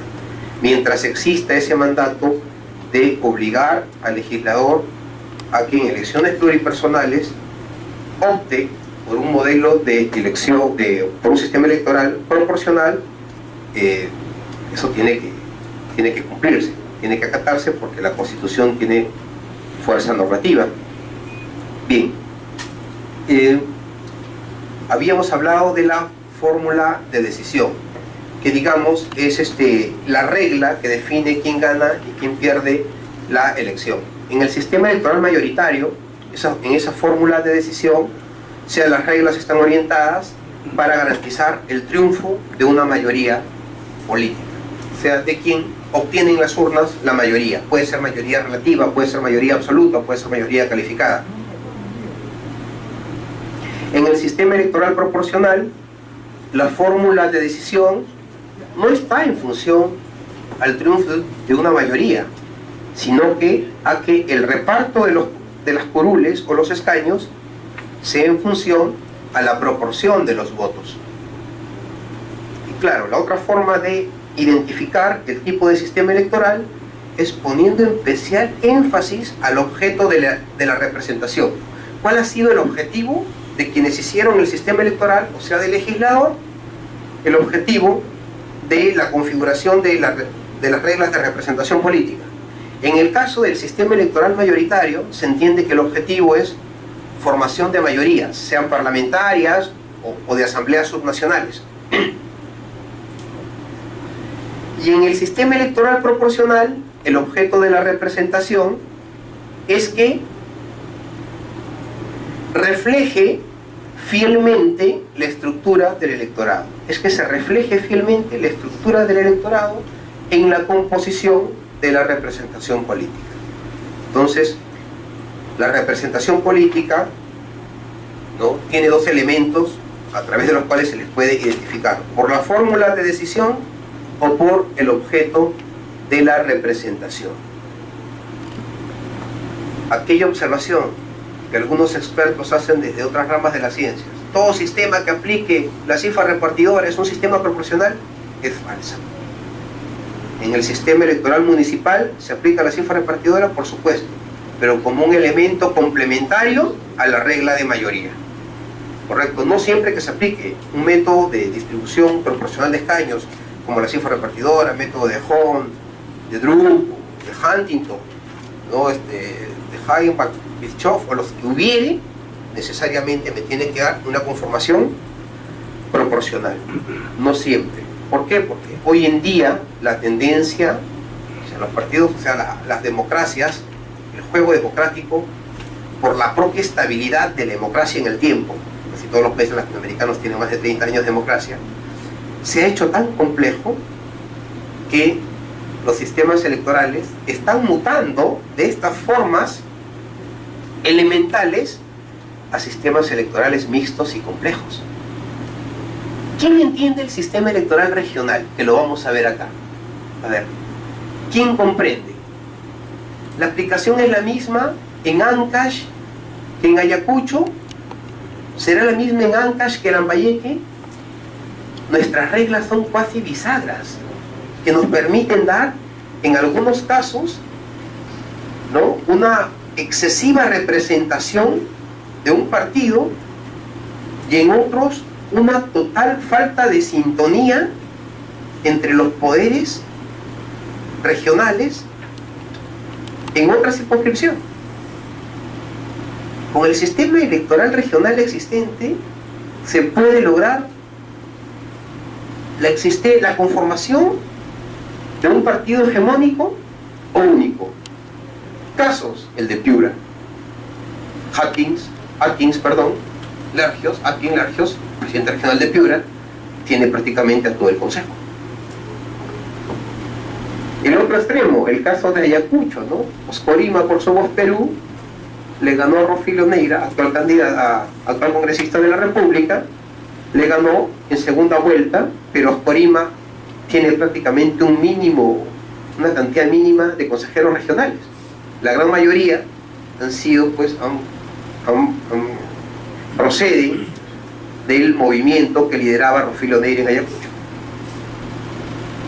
O sea, el sistema electoral actual regional puede permitirnos o construir una mayoría muy fuerte, inclusive de partido único, o darnos como correlato un formato de representación donde, pues, el presidente regional tenga el mínimo respaldo, pero de ninguna manera nos da una representación proporcional, porque para que exista representación proporcional tiene que haber correspondencia entre el resultado global obtenido y la cantidad de escaños que se ha asignado en proporción a los votos a cada una de las fuerzas políticas. Siguiente, por favor, Emperatriz. Esta es una tabla que le elaboró el profesor Nolen en su libro Sistemas Electorales y Partidos Políticos, pero es muy interesante porque nos habla de efectos tendenciales de cada uno de estos modelos. Evidentemente que en el sistema electoral mixto los efectos tendenciales, no existe un efecto tendencial. En realidad la configuración política y las relaciones entre los poderes públicos que se den a consecuencia de esa conformación política va a depender de los votos, del resultado electoral. Y por ahí, como diría Gary Cox, de la coordinación estratégica de los votos, o sea que es un acto previo a las estrategias políticas de los candidatos y los partidos para, lograr el respaldo popular. Pero en tanto la legislación propenda a configurar un sistema electoral mayoritario y proporcional, los efectos tendenciales, en esta relación no voto todos los efectos tendenciales, simplemente los que son más fáciles de identificar, digamos que son los siguientes. Efecto tendencial al bipartidismo. En el sistema mayoritario, sí, hay un efecto tendencial hacia el bipartidismo. Ejemplo, el ámbito municipal. La gran mayoría de distritos en el Perú son circunscripciones electorales de población pequeña que tienen 5 asientos de regidores y un alcalde. Es un consejo que en la gran cantidad de municipios está integrado por 6 miembros, un alcalde y 5 consejeros regionales. Regidores, gracias, regidores. Y la mitad más 1 de 5 no es 3, es 4. Entonces mínimamente el ganador se lleva al alcalde y 4 regidores. Para el escaño restante ya no necesito aplicar cifra repartidora, es inoficioso, simplemente se le da que quede en segundo lugar. O sea, ahí la distribución, el modelo está claro que conduce a la conformación de un bipartidismo local. Y que también la distribución de escaños ya no requiere de la aplicación de la cifra, porque empíricamente se puede asignar al ojo que le corresponde a cada quien, porque se exige mayoría relativa. La mayoría relativa también se aprecia al ojo cuando OMPE da el resultado al 100%. Efecto tendencial. Es evidente que en el sistema electoral proporcional, pues como el objetivo de la representación no es fabricar mayorías, o sea, no va a tender al bipartidismo, sino por el contrario, ¿no?, a formar un multipartidismo. Estabilidad del gobierno. En el sistema electoral mayoritario se dice que tiende a la estabilidad del gobierno porque por el propio resultado de la aplicación de las reglas, el mismo partido que gane el Ejecutivo va a ganar en el Legislativo. Va a ganar la mayoría de escaños para el colegiado político nacional o subnacional. Y si ambos poderes, o sea, van a estar en base a un mismo partido, entonces las relaciones de coordinación van a ser óptimas, muy óptimas. Claro, ello también quiere decir que las facultades fiscalizadoras también se debilitan, evidentemente. Es el pro y el contra. Un sistema electoral proporcional, pues, no va a tender a fabricar la mayoría de un partido. Su propósito político, como hemos visto, tiene otra naturaleza. Estabilidad, del gobierno, bueno, por esa coincidencia en que un mismo partido gana el Ejecutivo y gana el poder legislativo o normativo, sí, pues, va a tender a esa estabilidad en el gobierno, cosa que en el sistema electoral proporcional podría lograrse, pero siempre y cuando, pues, como les decía, el ganador, o sea, el triunfador lo sea, pero con un porcentaje muy alto de los votos. Y como ello no va a ser así, porque se supone que el sistema electoral proporcional también se aplica en realidades, en sociedades que tienen fracturas y que están fraccionadas, entonces, pues, la tendencia en el sistema electoral proporcional no va a ser necesariamente a la estabilidad del gobierno, o en todo caso, que se entienda, para cerrar, la estabilidad en el gobierno va a depender de otros elementos que no sean los que institucionalmente se han plasmado en las reglas electorales. ¿Por qué? ¿Cómo explicaríamos la estabilidad que hemos tenido nosotros en un sistema electoral proporcional a nivel nacional en estos últimos 15 años? En que el presidente ha gobernado sin tener la mayoría en el Parlamento. Claro, lo estratégico es de que pasen a un gobierno de coalición, lo que quiere decir, es que el oficialismo entre, pues, no solo en consenso, sino en alianza con alguna otra fuerza política para poder, digamos, tener el control del Parlamento, cosa que se ha hecho, ¿no? Pero ya es otro factor externo a las reglas del juego electoral. Una cosa es que las reglas de juego establezcan o coadyuven a fabricar una mayoría, y otra cosa es de que esa mayoría se logre después de, o sea, la estabilidad del gobierno en el caso del sistema electoral proporcional, ¿en manos de quién queda? Del entendimiento político, del esfuerzo que puedan hacer los políticos. Alianzas de gobierno. En el sistema electoral mayoritario, pues, se entiende que las alianzas de gobierno son innecesarias, porque el mismo sistema de reglas va a permitir que el que gane, el que tenga la mayoría de los votos, ¿no?, o la mayoría que exija la ley, va a tener, pues, ambos poderes prácticamente ganados, ¿no? En cambio, en el sistema electoral proporcional sí se requiere de alianzas de gobierno para que se pueda, digamos, dar cierta estabilidad al gobierno, ¿no? Atribución unívoca de la responsabilidad. Claro, en el sistema electoral mayoritario, tras el fracaso del gobierno, es fácil, pues, identificar quién es el responsable, ¿no? El que gobernaba, bueno, el que gobernaba, claro, porque si tenías el respaldo del Parlamento y eras el presidente, entonces tenías todas las posibilidades, todas las facultades para poder, digamos, tomar celeremente las decisiones que convenían al país. No lo hiciste, entonces, si es que todo sale mal, eres el responsable. En el caso del sistema electoral proporcional es muy complicado determinar la responsabilidad, porque claro, como no existe ese respaldo al Poder Ejecutivo en el Parlamento, porque lo más probable es de que el Ejecutivo no tenga mayoría en el Parlamento, entonces pues las responsabilidades son compartidas. Pero claro, esta idea es muy fácil comprender en un espacio como este, pero la ciudadanía muchas veces no lo entiende así.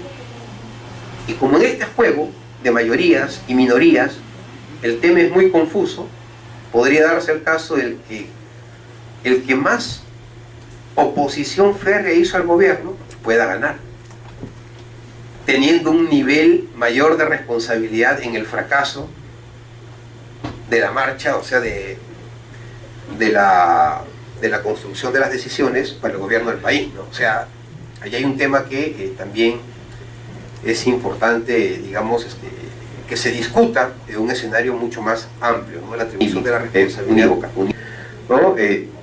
Y política, ¿no? Representación justa.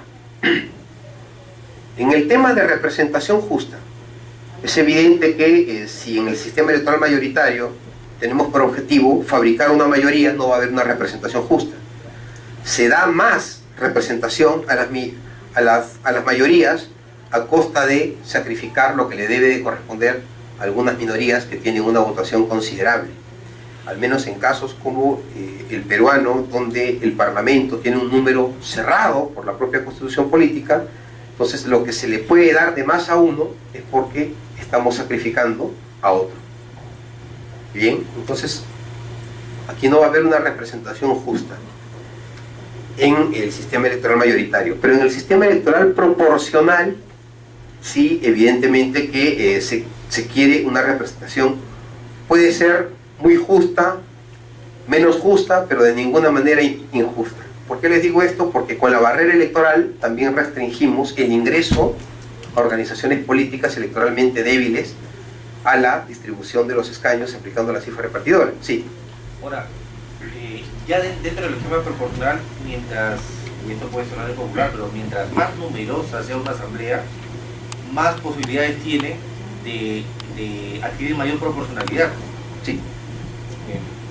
Para el tema del debate de la... Sí, es muy importante lo que ha dicho usted, porque cuando veamos ya los elementos del sistema electoral y el tema de las circunscripciones electorales, pues hay un principio que también se ha sentado en la ciencia política, que señala que cuanto más grande sea la circunscripción electoral, y esto va ligado al tamaño del Congreso en cuanto a número de escaños, entonces más oportunidad van a tener las fuerzas políticas pequeñas de alcanzar por lo menos uno. O sea, y se considera el tamaño de la circunscripción electoral como un incentivo para la aparición de nuevas fuerzas políticas. Una regla de oro en lo que es el estudio de estos temas es que un partido político necesariamente, para sobrevivir en el tiempo, necesita ganar elecciones. Si no gana elecciones, muere. Es más, esa regla formalmente ya se ha introducido en la ley de partidos políticos, cuando se castiga a quien no supera la barrera con la cancelación de su registro, ¿no?, en el registro de organizaciones políticas. Bien. Entonces, el tamaño de la circunscripción va a ser un elemento clave. Cuanto más grande sea la circunscripción electoral, las fuerzas políticas pequeñas van a tener más esperanza de poder ganar por lo menos un escaño. Otra regla política clave: si es que una fuerza política obtiene un escaño, tiene el derecho a subsistir, para que permanezca la infraestructura partidaria en la canalización de las demandas. Imaginemos un partido que ha sacado solo 3 congresistas, ¿no?, y le cerremos las puertas, y la representación política toma como base las circunscripciones electorales del país. Es muy complicado que sin una estructura partidaria se pueda, pues, canalizar esas demandas, ¿no? Aunque el Parlamento hace un notable esfuerzo por las semanas de la representación para que sus congresistas vayan a sus zonas de origen, igual la infraestructura física de los partidos es fundamental para que se mantengan vivos los canales de representación. Por eso es de que creo que hay un universal consenso en que el financiamiento público partidario tenga pues que habilitarse ya.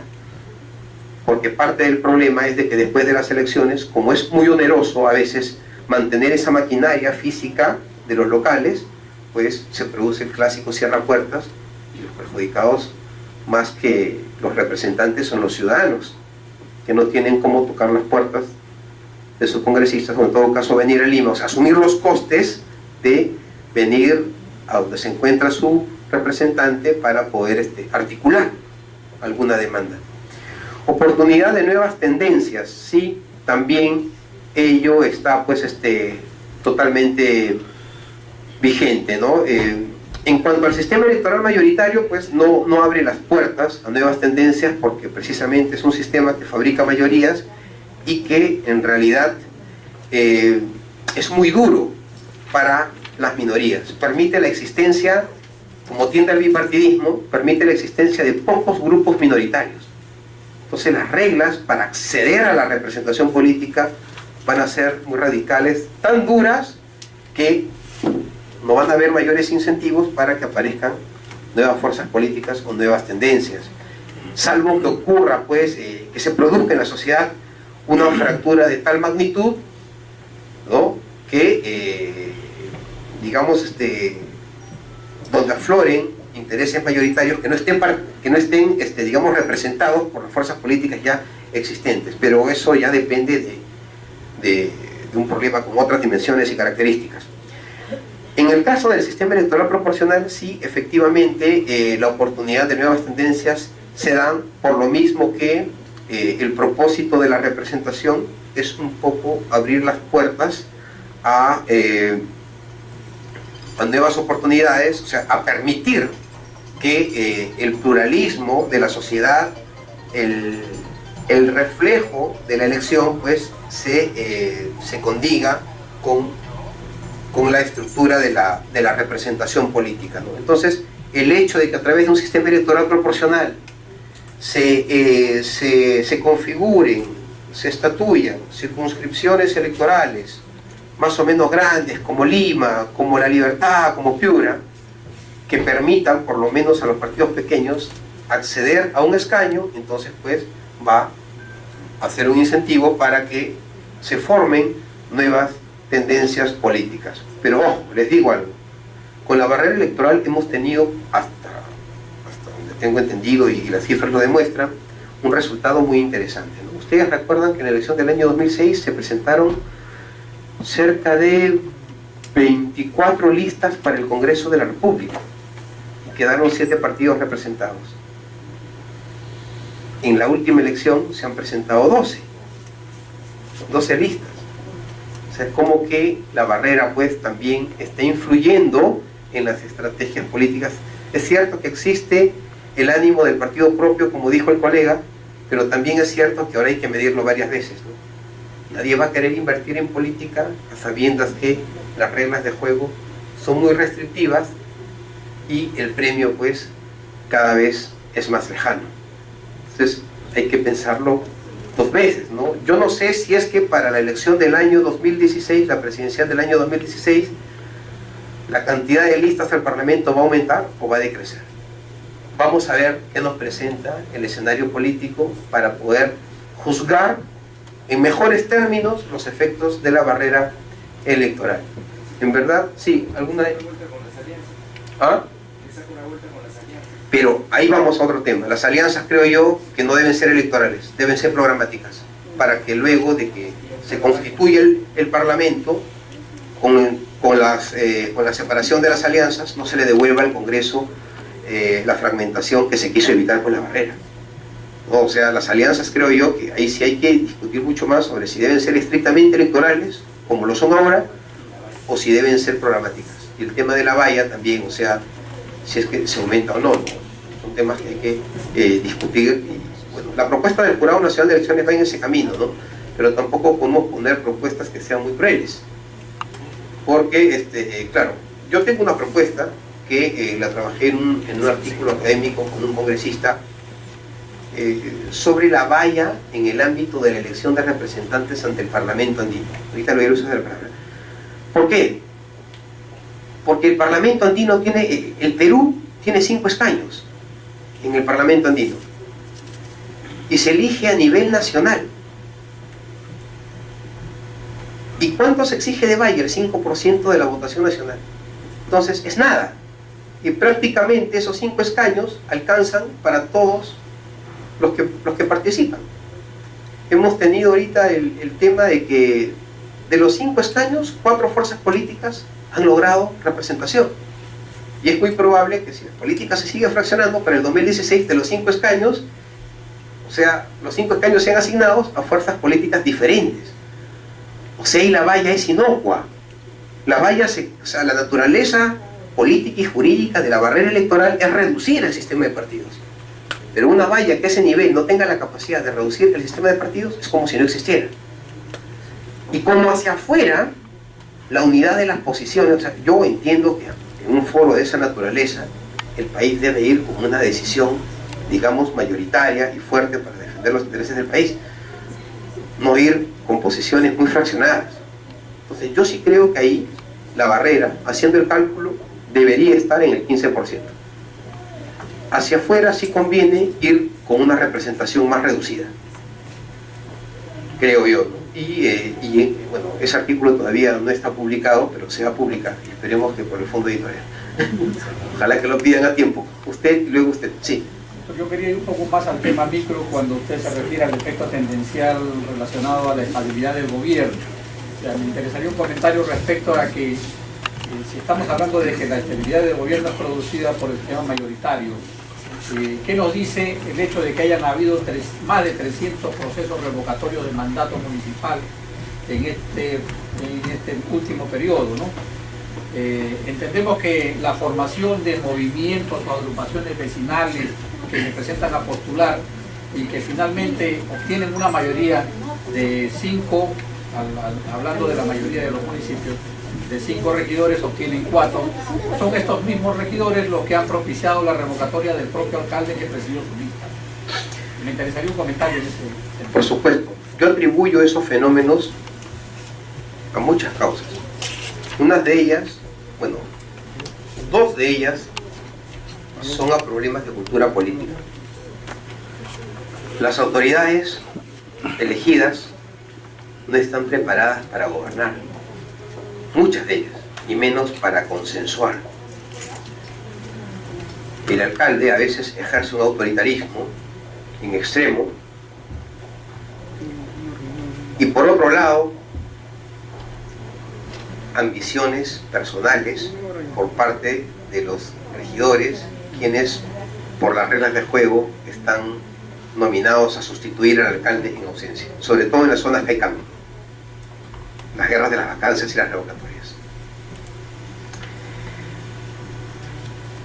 Y es un tema de cultura política porque en realidad demuestran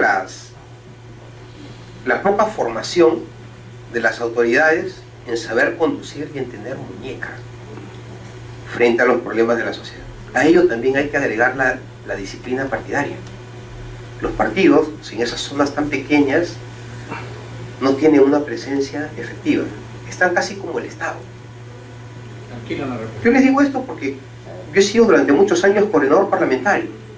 Y lo primero que me piden los congresistas es, o la gente es, tengo este problema, ¿cómo se soluciona? Y muchas veces quienes pugnan en una vacancia o en una revocatoria son personajes de un mismo partido. Y eso se puede evitar con la disciplina partidaria. Si el partido impone una línea, esa lucha fratricida no puede ocurrir. La revocatoria nunca fue pensada para que sea un mecanismo de venganza política o un mecanismo donde en extremo se genere una ingobernabilidad o inestabilidad política. La revocatoria, creo yo, siempre fue pensada como una válvula de escape, cuando ya en el plano de los hechos la relación de representación se ha roto y la única salida es destituir a la autoridad. Y eso explica también por qué el Jurado Nacional de Elecciones ha presentado un proyecto de ley. Bueno, en esfuerzo conjunto con los demás organismos electorales, un proyecto de ley, de nueva ley de los derechos de participación y control ciudadanos. Tengo entendido que es un proyecto de ley que elimina el incentivo más perverso que genera la revocatoria, que es la nueva elección. ¿Por qué? Porque quienes proponen la destitución a través de una revocatoria de todo el Consejo, lo que están buscando es una nueva elección, o sea, adelantar las elecciones. Claro, si se elimina ese incentivo perverso, es muy probable que la revocatoria sea utilizada, pero ya con otros fines. Es más, el proyecto no pretende eliminar la revocatoria, sino que pretende ir de la mano con la creación de otro mecanismo en lo que es la elección de autoridades municipales. O sea, para que la revocatoria no genere nuevas elecciones, pero se siga realizando la revocatoria, es importante que haya un sistema de accesitarios en las autoridades que resulten revocadas, para no ir a una nueva elección. Pero para que tengamos un sistema de accesitarios, tenemos que cambiar el régimen de las candidaturas en la ley de elecciones municipales. Entonces la propuesta era que ese régimen de candidaturas ya no sea a través de lista completa y el voto, ¿no?, a través de lista completa, sino que sea a través de lista incompleta. Al ganador se le da el 50% más 1 de los escaños y queda un contingente de accesitarios suficiente para que, si es que en una revocatoria salen todos, entren también, o sea, esos accesitarios logren cubrir todas las plazas que quedarían desiertas, ¿no?, o vacías, perdón, con la revocatoria de autoridades. Es un tema que se tiene que discutir también, ¿no?, porque es muy lamentable que todas estas propuestas surjan, sobre todo a consecuencia del caso de Lima, cuando ya la casuística es muy rica, que en el interior del país estos efectos nocivos de la revocatoria pues eran, en verdad generaban una debilidad al régimen democrático pues tremenda, ¿no? Y si ustedes ven en las zonas, o sea, mineras, donde hay canon, o sea, las revocatorias y las vacancias pues están a la orden del día. Y las instituciones democráticas no deben utilizarse para socavar el ordenamiento y las virtudes de la democracia, sino que por el contrario, deben ser, como les digo, válvulas de escape ante las crisis, ¿no?, que por la naturaleza se generan en una democracia, ¿no? Por ejemplo, ante la ineficiencia, ¿no?, o ante las vulneraciones graves a la normativa o a los malos gestores, que son amigos de lo ajeno y que terminan pues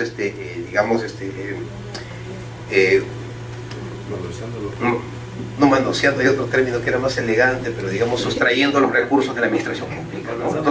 Entonces es lamentable, ¿no?, porque desprestigia la política y la democracia, pero son fenómenos reales que bien vale la pena pues discutirlos con mayor amplitud.